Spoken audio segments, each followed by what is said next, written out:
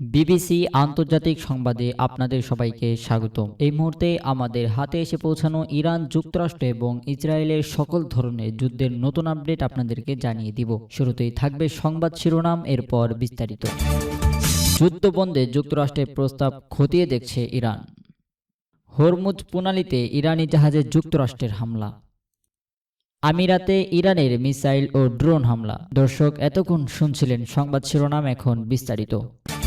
যুদ্ধবন্ধে যুক্তরাষ্ট্রের প্রস্তাব খতিয়ে দেখছে ইরান। যুক্তরাষ্ট্রের পক্ষ থেকে পাঠানো সাম্প্রতিক প্রস্তাবটি ইরান এখনও পর্যালোচনা করছে এবং এর বিপরীতে নিজেদের প্রতিক্রিয়া বিবেচনা করছে বলে জানিয়েছে দেশটির পররাষ্ট্র মন্ত্রণালয়ের মুখপাত্র ইসমাইল বাগাই। শুক্রবার 8 মে ইরানের আধা সরকারি বার্তা সংস্থা তাসনিম নিউজ এই তথ্য নিশ্চিত করেছে। বাগাই জানান, তেহরান অন্তত গুরুত্বপূর্ণ সাথে প্রস্তাবটি খতিয়ে দেখছে এবং যথাযথ আলোচনার পরই চূড়ান্ত সিদ্ধান্ত গ্রহণ করা হবে। একই সঙ্গে গতরাতে মার্কিন বাহিনীর সঙ্গে ঘটে যাওয়া সামরিক সংঘাতের বিষয়ে তীব্র প্রতিক্রিয়া জানিয়েছে বাগাই। তিনি ওয়াশিংটনের বিরুদ্ধে যুদ্ধবিরতির চুক্তি এবং আন্তর্জাতিক আইন লঙ্ঘনের প্রকাশ্য অভিযোগ আনেন। তার মতে, গতরাতে এই ঘটনা কেবল উস্কানিমূলক নয়, বরং এটি বৈশ্বিক আইন কাঠামো চরম অবমাননা।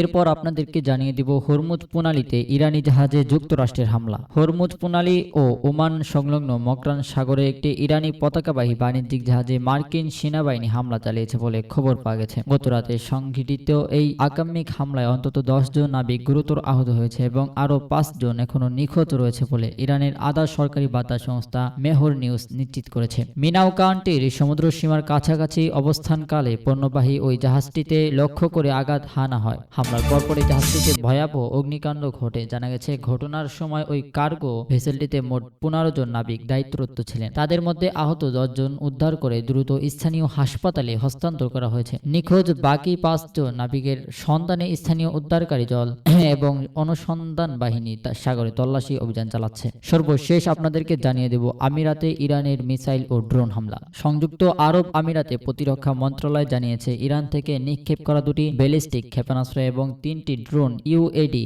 তাদের আকাশ প্রতিরক্ষা ব্যবস্থাকে সফলভাবে প্রতিহত করেছে। শুক্রবার 8 মে এই হামলার ঘটনায় অন্তত 3 জন ব্যক্তি মাঝারি ধরনের আহত হয়েছে বলে নিশ্চিত করেছেন কর্তৃপক্ষ। সামাজিক যোগাযোগ মাধ্যমে এক্স এ দেওয়া এক বিবৃতিতে দেশটির প্রতিরক্ষা মন্ত্রণালয় জানায়, সংযুক্ত আরব আমিরাতের উপর ইরানের এই প্রকাশ্য হামলা শুরুর পর থেকে এখন পর্যন্ত দেশটির আকাশ প্রতিরক্ষা বাহিনী মোট 551টি ব্যালিস্টিক ক্ষেপণাস্ত্র, 29টি ক্রুজ ক্ষেপণাস্ত্র এবং 2263টি ড্রোন ধ্বংস করেছে। আরব আমিরাত এই ধরনের হামলাকে সরাসরি আগ্রাসন হিসেবে অভিহিত করে আসছে। সর্বশেষ